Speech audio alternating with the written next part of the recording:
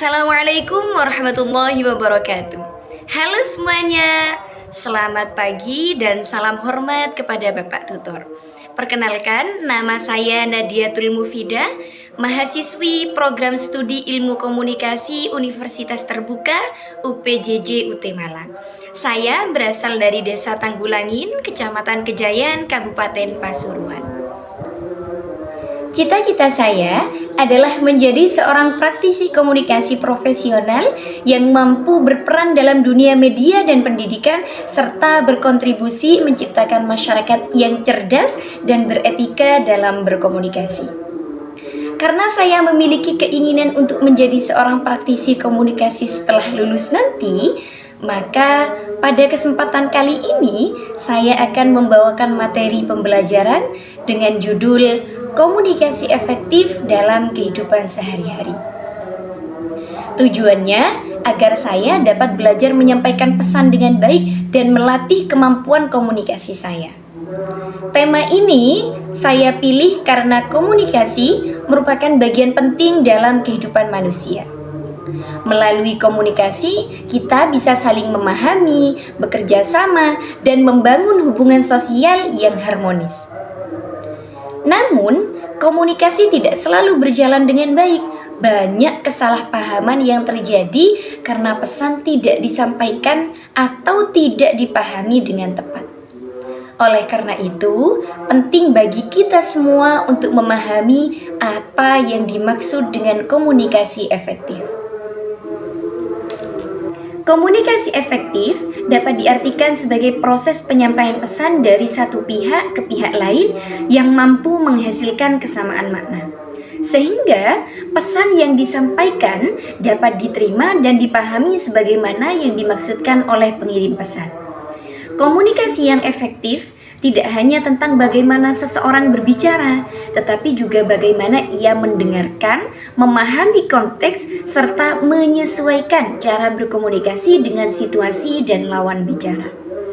Dalam kehidupan sehari-hari, komunikasi yang baik dapat membantu kita membangun hubungan yang lebih sehat, baik dalam lingkungan keluarga, lingkungan kerja, maupun masyarakat.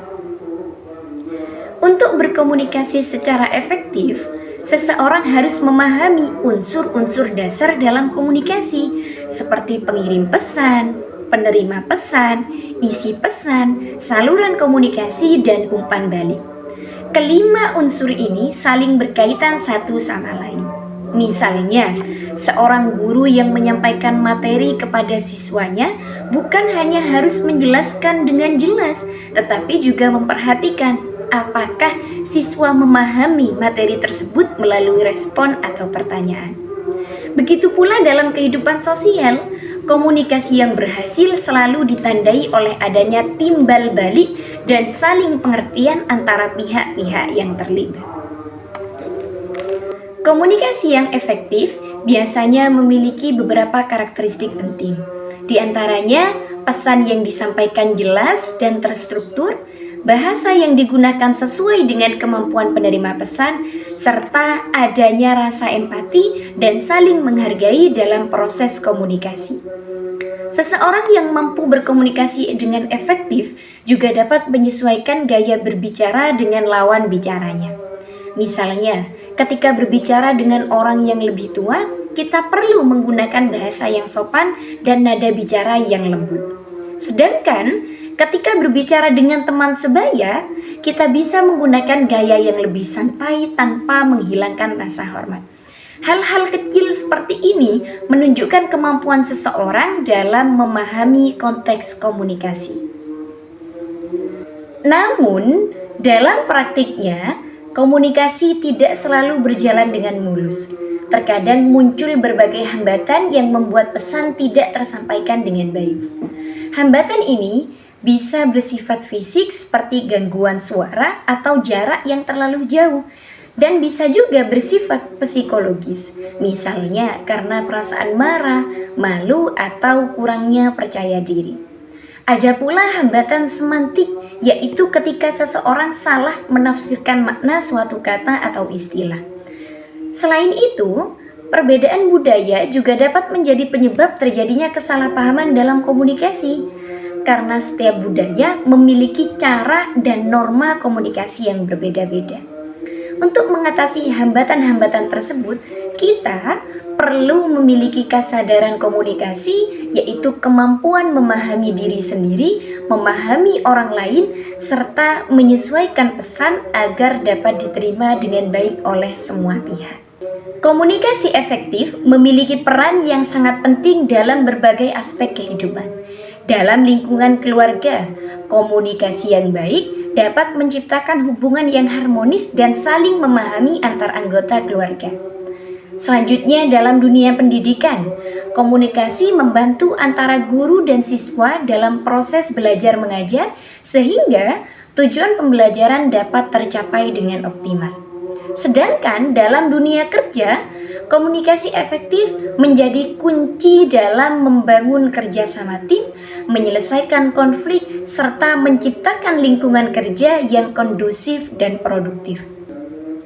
Di era digital seperti saat ini, kemampuan berkomunikasi secara efektif juga mencangkup kemampuan menggunakan media sosial secara bijak, memahami etika berkomunikasi di dunia maya, serta menyaring informasi sebelum menyebarkannya agar tidak menimbulkan kesalahpahaman atau konflik sosial.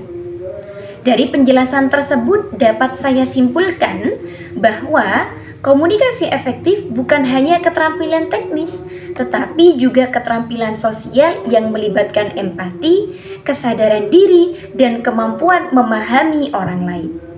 Dengan berkomunikasi secara efektif, kita dapat memperkuat hubungan, menyelesaikan masalah dengan lebih baik, dan menciptakan lingkungan sosial yang harmonis. Sebagai penutup, saya ingin menyampaikan bahwa komunikasi adalah jembatan yang menghubungkan satu hati dengan hati yang lain. Jika jembatan itu kuat, maka hubungan antara manusia pun kokoh.